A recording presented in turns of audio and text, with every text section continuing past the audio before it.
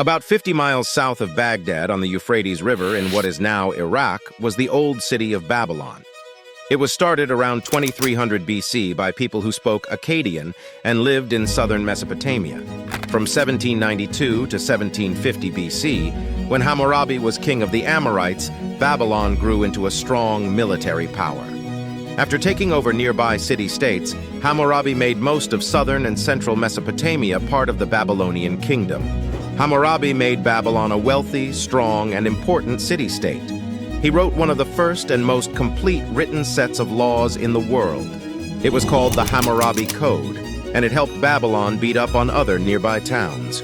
But like many other cultures of the time, the ancient Babylonians did some troubling things. Capital punishment for petty crimes. The Hammurabi Code was basically the book of rules that told people how to act in Babylon. Each law describes a hypothetical scenario and how the law would handle it. Mark Vandermeeroop, a professor at Columbia University, points out in his book, King Hammurabi of Babylon, that the death penalty is used as a punishment at least 30 times in the code. Even when a fugitive slave was given refuge or when temple or house property was stolen, Vandermeeroop says, the punishment was the same. The accused's and the accuser's social status also played a part in how harsh the punishment was. To use the phrase, an eye for an eye, the people involved must be in the same social class. Vandermeeroop said that a powerful person who blinded or broke a commoner's bone was fined 1 pound of silver. On the other hand, if you hit someone with a higher social standing, you could expect a harsh punishment. One rule, which was taken from Vandermeeroop's book and translated, says that a member of the elite who hits the cheek of someone in a higher social position than him must be publicly flogged with an ox whip 60 times. The law is not blind. In Hammurabi's code, it is impossible to say enough about how important social organization is. There were 3 clear social classes: the top class, or Awilim, the middle class, or Mushkenum, and the slave class, or Wardum. There is a class of free men because the law says a slave can buy their freedom. In this society, there was no other choice but to be in one of the 3 groups. It was simple, but well organized and worked well. Hammurabi didn't think that everyone in each class was the same, but he treated them all the same and gave them the privileges they earned. Another important thing about social organization in the code is that some rules were made to fit each class.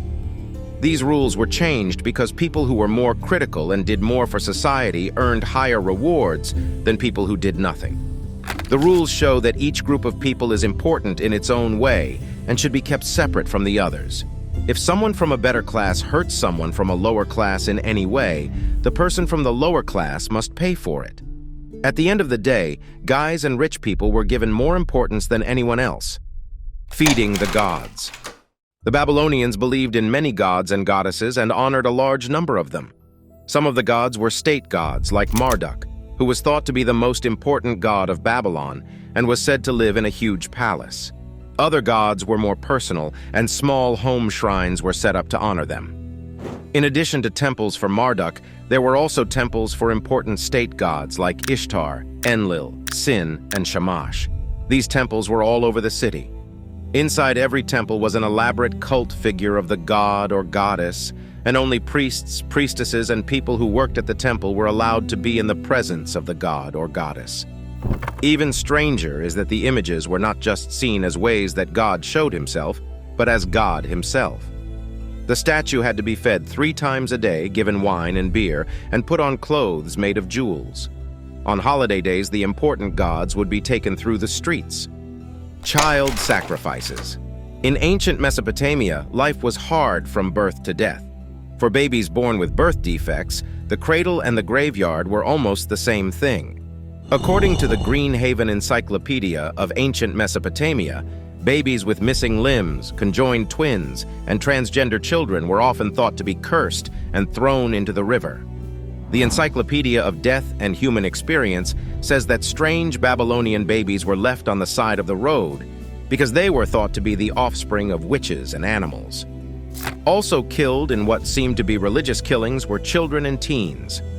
Researchers found a horrible thing in 2014 at Basur Hoyuk in southern Turkey.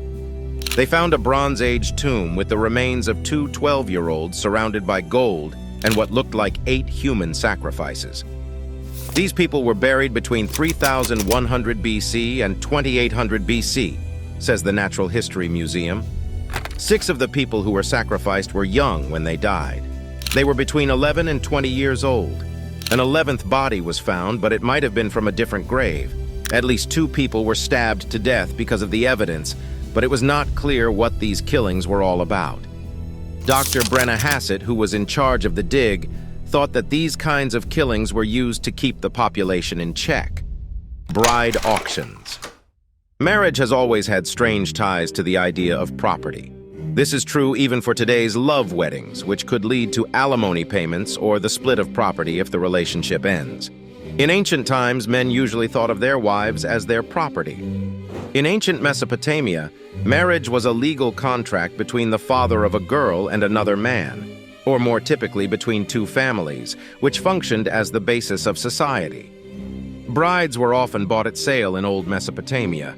Herodotus, a historian, said that each hamlet held a bride auction once a year. All of the suitable women would gather in one place and stand in a circle while the men bid on them. Rich guys would buy the most beautiful women first, while the commoners, who were not bothered about appearance, received the ugly women along with monetary recompense. Women were often married against their will, and if they didn't stay faithful to their husbands, they were threatened with death. Under the Babylonian Code of Hammurabi, adulterous wives were sent to their deaths by being thrown into a river with their lovers. Widespread rape. In Babylonian society, not having sex was seen as a sin. This is very different from the Judeo-Christian society that has grown up in its place since then. Herodotus says that women had to have sex at a temple once in their lives, and the first man to throw a coin into her lap was given the right to have sex with her. No matter how rich or poor he was or how old he was, she had to give in to him. Herodotus also talked about a less official form of prostitution that went on outside of the temples. In exchange for money, a man would let another man have sex with his wife or children. So anyone in ancient Babylon could have sex whenever they wanted to. In some modern settings, this is called rape.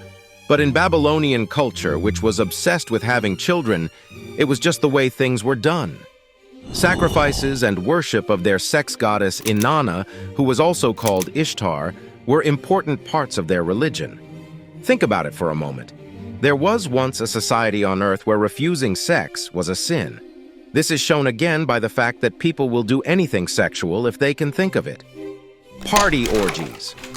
Prostitution and orgies were common in the past, and Babylon was no different. But people did have sex every day, and free love and open sexuality weren't limited to big events that happened once a year or twice a year. Herodotus talks about dinner parties that sound like something out of a James Bond movie. The ancient Babylonians used to have orgies, which started out as casual dinner parties and got more and more sexual as time went on. Herodotus says that at these feasts, the women would slowly take off their clothes until they were fully naked. Even the Greeks thought it was strange that prostitution was okay at dinner parties, so you can only imagine how crazy the nights after that were. Even though the Babylonians did a lot to make the world a better place, their personal and social lives were, to say the least, strange. We hope you liked this video. Subscribe to the channel if you're a history addict, and please let us know about civilization or time period we should talk about. Also watch another video here.